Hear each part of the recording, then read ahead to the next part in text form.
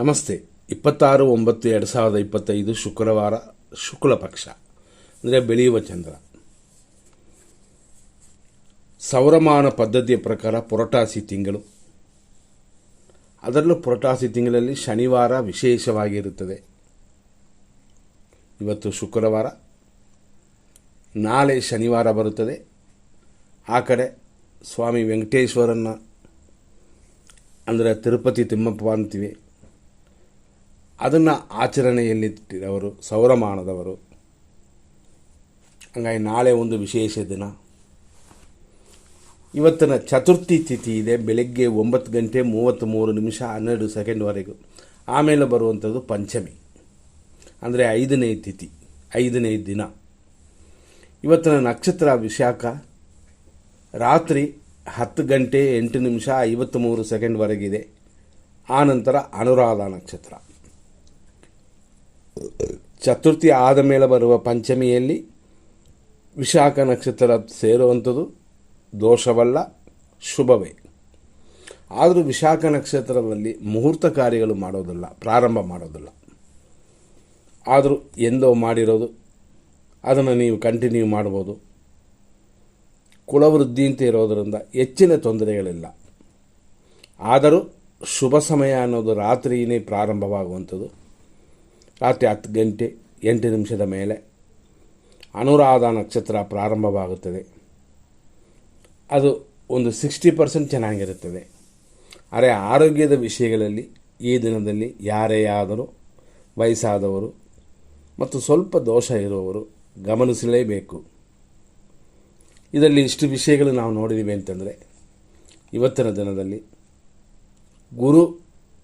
ಗುರು ಕಾರಲ್ಲಿ ಚಂದ್ರನು.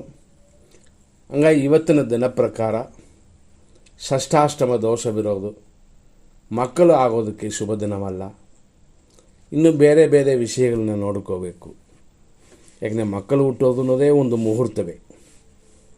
ನಾವು ಮನೆ ಕಟ್ಟೋದಕ್ಕೆ ಹೆಂಗೆ ಮುಹೂರ್ತ ನೋಡುತ್ತೀವೋ ಅದಕ್ಕಿಂತ 100ರಷ್ಟು ಒಂದು ಮಗು ಹುಟ್ಟೋದು. ತಂದೆ ತಾಯಿಗಳ ಭಾರವನ್ನು, ಪೂರ್ವಜನ್ಮ ಕರ್ಮಗಳನ್ನು ಕರಗಿಸುವ ಶಕ್ತಿ ಮಕ್ಕಳಿಗುಂಟು. ಅರೆ ಮಕ್ಕಳು ಹುಟ್ಟುವ ಟೈಮ್ ಮೇಲೇನೂ ಅದು ಹೋಗುತ್ತದೆ. ಅದು ಬೇಕು ಅಂತ ಹುಟ್ಟೋದಿಲ್ಲ ಮಗು. ನಮ್ಮ ಅಂದರೆ ತಾಯಿ ತಂದೆಯ ಕರ್ಮ ಪ್ರಕಾರ ಅದನ್ನು ನೆರವೇರಿಸುವ, ತೀರಿಸಿಕೊಳ್ಳುವಂಥ ವಿಷಯಕ್ಕೆ ಬರುತ್ತದೆ ಮಗು. ಈಗೆಲ್ಲ ಸ್ವಲ್ಪ ಜ್ಯೋತಿಷರುಗಳಿಗೂ ತೋರಿಸಿ ಯಾವ ಸಮಯದಲ್ಲಿ ಆಪರೇಷನ್ ಮಾಡಿ ತೆಗೆಯೋದು ಅಂತ ಕೇಳ್ಕೊಳ್ತಾರೆ. ಅದು ಅಲ್ಲದೆ ಡಾಕ್ಟರ್ಸೇ ಕೂಡ ನಾರ್ಮಲ್ ಡೆಲಿವರಿಗಿಂತ ಸರ್ಜರಿ, ಸಿಸೇರಿಯನ್ ಶುಭವಾಗಿ ಈಸಿಯಾಗಿರುತ್ತದೆ ಅಂತ ಅವ್ರಿಗೂ ಈಸಿ ಆಗುತ್ತದೆ. ಯಾಕಂದರೆ ಹೆಣ್ಮಕ್ಳಿಗೂ ಮಗು ಬರುವ ಸಮಯ ತಡೆಯಲಾರದ ನೋವುಗಳಿರುತ್ತದೆ. ಅದು ಎಲ್ಲರಿಗೂ ಗೊತ್ತದು. ಸ್ವಲ್ಪ ಅಗಲ ಮಾಡೋದು ಮತ್ತು ಬೇರೆ ಬೇರೆ ವಿಷಯಗಳೆಲ್ಲ ಇದೆ. ತಡೆಯಲಾರದ ನೋವಿರುತ್ತದೆ. ಆದ್ದರಿಂದ ಈಸಿಯಾಗಿ ಆಪರೇಷನ್ ಮಾಡಿ ತೊಟ್ಟಲಲ್ಲಿರುವ ಮಗುನ ಹಂಗೆ ತಗೊಂಡು ಎತ್ತಂಗೆ ಮಾಡ್ತಿದ್ದಾರೆ.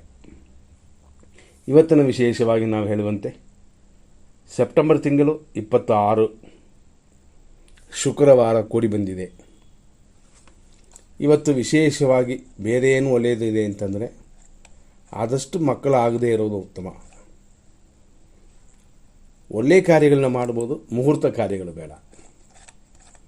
ನೂತನ ಕಾರ್ಯಗಳನ್ನ ಮಾಡುವಂಥದ್ದು ಕೂಡ ಇವತ್ತು ಒಳ್ಳೆಯದಲ್ಲ ಅಂತ ನಾವು ಎಂದಿನಂತೆ ಹೇಳ್ತೀವಿ.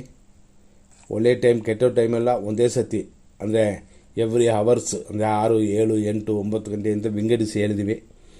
ಆದರೆ ಈಸಿಯಾಗಿ ನಾವು ಹೇಳ್ತೀವಿ ಅಂತಂದರೆ 100% ಶುಭ ಸಮಯನ ಸಪ್ರೇಟ್ ಮಾಡಿ ವಿಂಗಡಿಸಿ ಕೊಡ್ತೀವಿ. ಅದೇ ಥರ 100% ಅಶುಭ ಸಮಯ ಅಂತ ಕೊಡ್ತಾ ಇರ್ತೀವಿ. ಇದು ನಿಮಗೆ ಈಸಿಯಾಗಿರಬೇಕು ಅಂತಲೇ.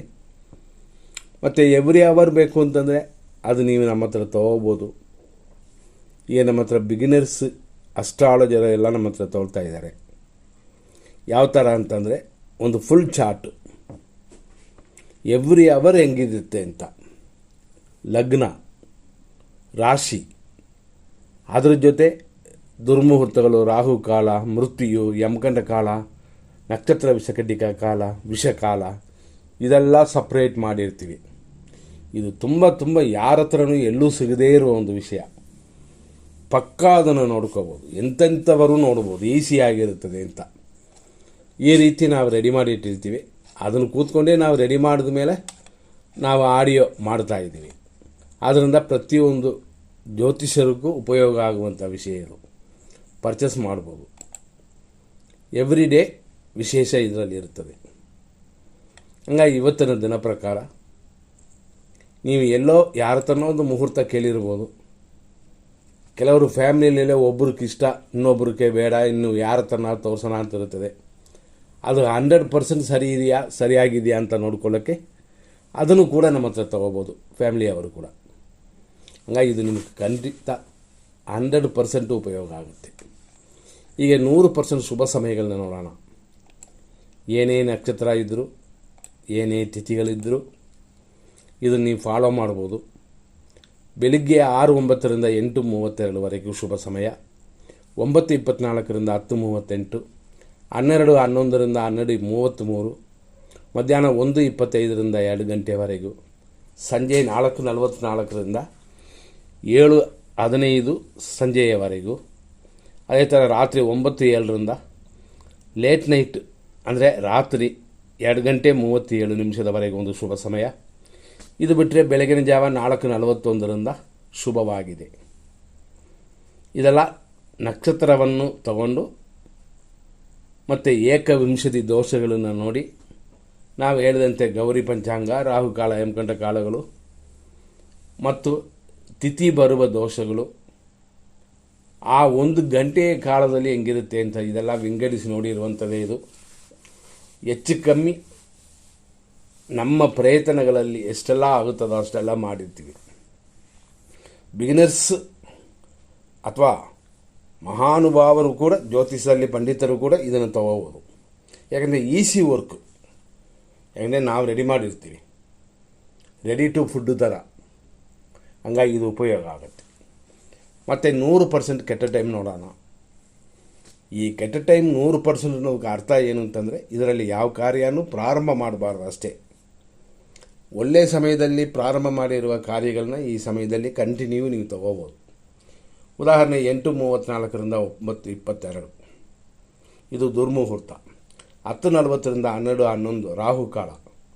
12:35ರಿಂದ ಮಧ್ಯಾಹ್ನ 1:23 ದುರ್ಮುಹೂರ್ತ. ಮಧ್ಯಾಹ್ನ 2:02 3:56 ಮೃತ್ಯು. ಮಧ್ಯಾಹ್ನ 3:12ರಿಂದ ಸಂಜೆ 4:42 ಯಮಕಂಠ ಕಾಲವಿದೆ. ಸಂಜೆ 7:17ರಿಂದ ರಾತ್ರಿ 9:05 ಮೃತ್ಯು ಇದೆ. ರಾತ್ರಿ ಅಂದರೆ 12 ಗಂಟೆ ಮೇಲೆ ಲೇಟ್ ನೈಟ್ 2:39ರಿಂದ ಬೆಳಗಿನ ಜಾವ 4:27 ಇದು ವಾರ್ಜಿಯ ಅಂತ ಹೇಳುವ ನಕ್ಷತ್ರ ವಿಷಘಟಿಕಾ ಕಾಲ. ಮತ್ತು 3:10 ಮೇಲೆ ಬೆಳಗಿನ ಜಾವ 4:39 ವಿಷಕಾಲ. ಇವತ್ತು ನಾವು ಹೇಳಿದ್ವಿ 2 ನಕ್ಷತ್ರವಿದೆ ಅಂತ. ಹಂಗಾಗಿ 2 ನಕ್ಷತ್ರದಲ್ಲಿ ಒಂದು ನಕ್ಷತ್ರ ರಾಕ್ಷಸಗಣ ಅಂದರೆ ವಿಶಾಖ ನಕ್ಷತ್ರ. ಒಳ್ಳೆಯ ಕಾರ್ಯಗಳನ್ನ ಮಾಡ್ಬೋದು, ಮುಹೂರ್ತ ಕಾರ್ಯಗಳೆಲ್ಲ. ಆಮೇಲೆ ಬರುವಂಥದ್ದು ಅನುರಾಧ ನಕ್ಷತ್ರ. ಈ ಸಮಯದಲ್ಲಿ ನಾವು ಕೊಟ್ಟಿರ್ತೀವಿ ವಿಷಘಟಿಕಾ ಕಾಲ ಅಂತ, 100% ದೋಷ ಅಂತ. ಆಯಾ ನಕ್ಷತ್ರಗಳು ನಡೆಯುವ ಕಾಲದಲ್ಲಿ ಆ ನಕ್ಷತ್ರದಲ್ಲಿ ಹುಟ್ಟಿದವರು ಯಾವ ಕಾರ್ಯಗಳು ಪ್ರಾರಂಭ ಮಾಡಬಾರದು. ಪ್ರಯಾಣ ಕೂಡ ಸ್ವಲ್ಪ ಗಮನವೇ. 100% ತಡೆದು ನಿಲ್ಲಿಸೋಕ್ಕಾಗಲ್ಲ. ಆದರೂ ಸ್ವಲ್ಪ ಗಮನ ಕೊಟ್ಟರೆ ಇದನ್ನೆಲ್ಲ ನಾವು ಸರಿ ಮಾಡಬಹುದು. ಎಲ್ಲರೂ ಚೆನ್ನಾಗಿರಲಿ ಅಂತಲೇ ಇದನ್ನು ಮಾಡಿದ್ದೀವಿ. ಮುಂದಿನ ಸಂಚಿಕೆಯಲ್ಲಿ ನೋಡೋಣ. ಧನ್ಯವಾದಗಳು.